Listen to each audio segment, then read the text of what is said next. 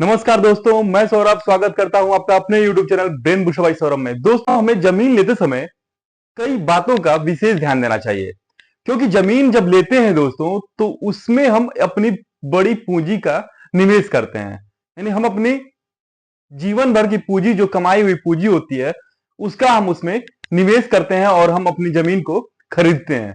जमीन खरीदते समय हमें किन किन बातों का ध्यान देना होता है, ये बहुत ही महत्वपूर्ण टॉपिक है और आज हम इसी टॉपिक पर चर्चा करेंगे।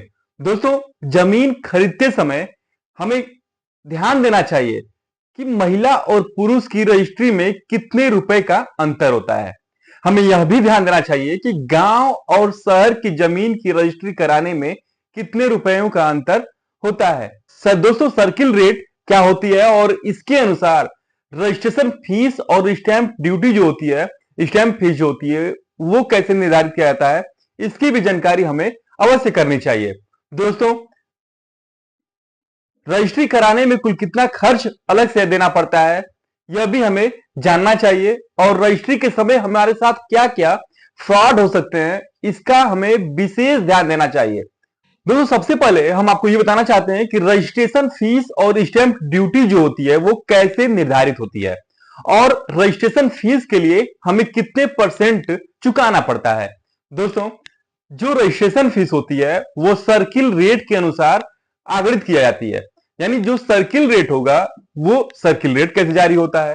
दोस्तों, सर्किल रेट जो होता है वो राज्य सरकार के द्वारा निर्धारित न्यूनतम मूल्य होता है। यानी इस मूल्य से कम पे हम कोई जमीन को नहीं बेच सकते। यानी इस रेट से स्टैंप शुल्क और पंजीकरण शुल्क निकाला जाता है। यानी उसको निकालने में हमें मदद मिलती है और इस सर्किल रेट से स्टैंप शुल्क और पंजीकरण शुल्क की गणना करने में भी मदद मिलती है। क्योंकि दोस्तों, शुल्क जो होता है वो प्रॉपर्टी के सर्किल रेट या बाजार मूल्य पर ही लगाया जाता है। दोस्तों, जो रजिस्ट्रेशन फीस होती है वो कुल प्रॉपर्टी की वैल्यू का, यानी जितनी भी प्रॉपर्टी की वैल्यू होती है सर्किल रेट के अनुसार, उसके उसका 1% उसका 1% होता है। दोस्तों, जो स्टैंप ड्यूटी होती है उसे हम 3 कैटेगरी में बांटते हैं। यानी किस कैटेगरी में? जमीन आप किस जगह पे ले रहे हैं, या ग्रामीण स्तर का है कि अर्ध नगरीय क्षेत्र का है या नगरीय क्षेत्र का है। और जब ये कंफर्म है कि हम किस क्षेत्र में जमीन लेने जा रहे हैं, तो हमें ध्यान देना चाहिए कि यदि हम मेल के नाम पर जमीन लेंगे, यानी आदमी के नाम पर लेते हैं या महिला के नाम पर लेते हैं, तो कितना स्टैंप शुल्क चुकाना पड़ेगा। दोस्तों, जो भी शुल्क चुकाना होता है, यानी जैसे अगर ग्रामीण क्षेत्र में जो शुल्क होगा, अगर पुरुष के लिए 5% होगा तो महिला के लिए 4% होता है। अर्धनगरीय क्षेत्र में अगर पुरुष के लिए 6% है तो महिला के लिए 5% होगा। यदि शहरी क्षेत्र में यदि पुरुष के लिए 7% है तो महिला के लिए यह रेट 6% होता है।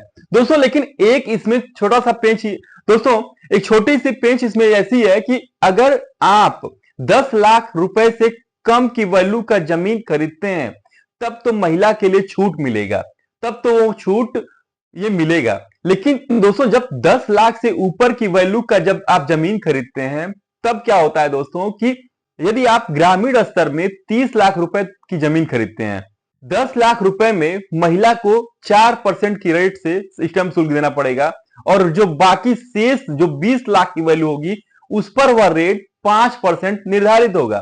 लेकिन दोस्तों, यदि वो पुरुष है तो उसे पूरे शुल्क पर 5% स्टैंप शुल्क चुकाना होगा।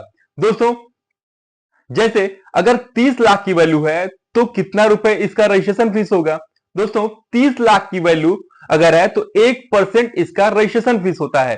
यानी 30 लाख का 1% यानी 30,000 रुपए, और स्टैंप शुल्क कितना हो गया? 30 लाख का 5% यानी 30×5 150 यानी 1.5 लाख रुपए उसका स्टैंप शुल्क चुकाना होगा।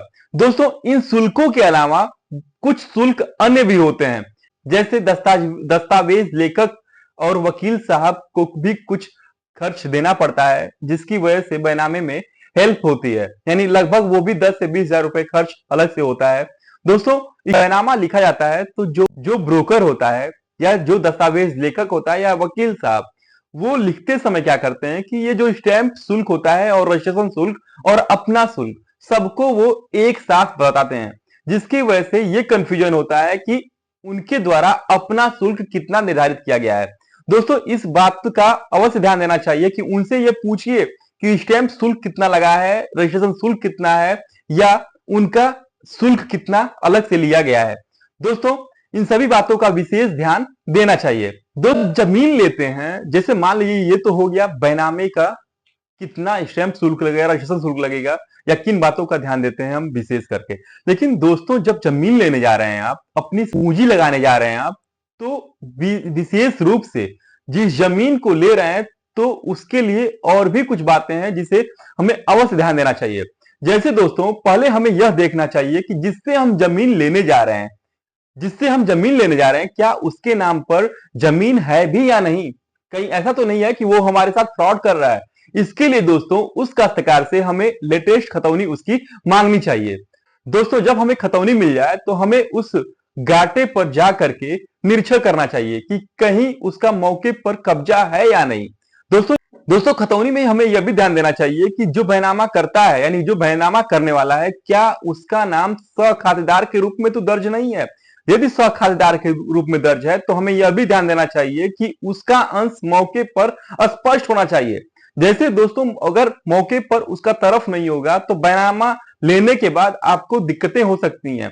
उस पर हो सकता है कि आपत्ति लग जाए खारिज दाखिल में कि उनका, दोस्तों मौके पर यदि उनका अंश स्पष्ट नहीं होगा तो बैनामे में आपत्ति लगेगी।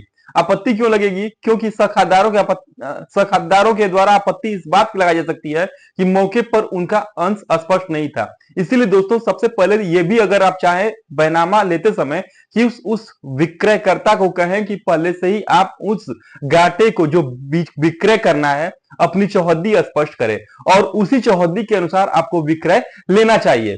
दोस्तों वर्तमान समय में बैनामे के दस्तावेज में जो लिखे जाते हैं दस्तावेज में, उसमें चौहद्दी को भी जिक्र किया जाता है और स्पष्ट रूप से चौहद्दी दी जाती है जिसके द्वारा बाद में कोई दिक्कत न हो। लेकिन चौहद्दी का विशेष ध्यान देना चाहिए।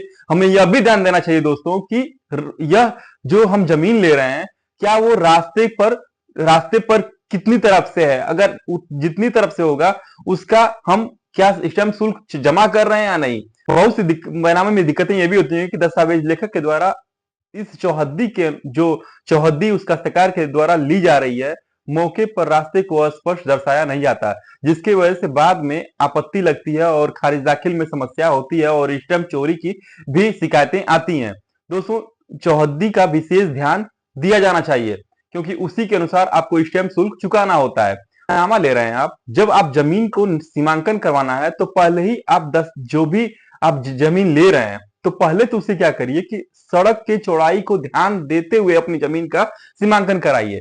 क्योंकि जब चौड़ीकरण होगी तो अगर आपने जमीन सड़क की चौड़ाई की हद में लिया होगा तो आपको जमीन पर मौके पर क्षेत्रफल कम मिल सकता है। दोस्तों हमें यह भी ध्यान देना चाहिए कि कहीं वो जमीन विवादित तो नहीं है। इसके लिए दोस्तों सब रजिस्ट्रार के ऑफिस में आपको जा करके उस जमीन का 15 से 30 साल तक के विवरण को देखना चाहिए, जिससे दोस्तों इससे यह स्पष्ट हो सकेगा कि यह जमीन पिछले 30 सालों में कितने लोगों के पास विक्रय के द्वारा गई थी। विवादित गाटे को चेक करने का यह भी तरीका है कि आप राजस्व विभाग के साइट पर जा करके उस गाटे के विवादग्रस्त स्थिति को भी जान सकते हैं कि कहीं उस गाटे पर मुकदमा तो विचाराधीन नहीं है। दोस्तों हमें यह भी ध्यान देना चाहिए कि जो गाटा हम बैनामा ले रहे हैं कहीं वो बंधक तो नहीं है। यदि दोस्तों बंधक है तो उस बंधक को जमा करने के बाद ही आपको बैनामा लेना चाहिए। यानी कौन जमा करेगा? वो काश्तकार जिसने उस खेत को बंधक रखा हुआ है। दोस्तों सब कुछ ध्यान रख करके जब जमीन आप क्रय कर लेते हैं तो तब जाकर के इसके खारिज दाखिल के प्रावधान को भी कर लेना चाहिए। जब मौके पर आप जमीन पा जाएं तो खारिज दाखिल के प्रावधान को भी आप कर सकते हैं। उम्मीद करते हैं दोस्तों ये वीडियो आपको अच्छा लगा होगा और जमीन खरीदते समय जो भी बारीकियां थी उसे आप अवश्य समझ गए होंगे। दोस्तों यदि आपको वीडियो अच्छा लगे तो कमेंट बॉक्स में कमेंट जरूर करिएगा और वीडियो को लाइक और चैनल को सब्सक्राइब करना ना भूलिए। धन्यवाद।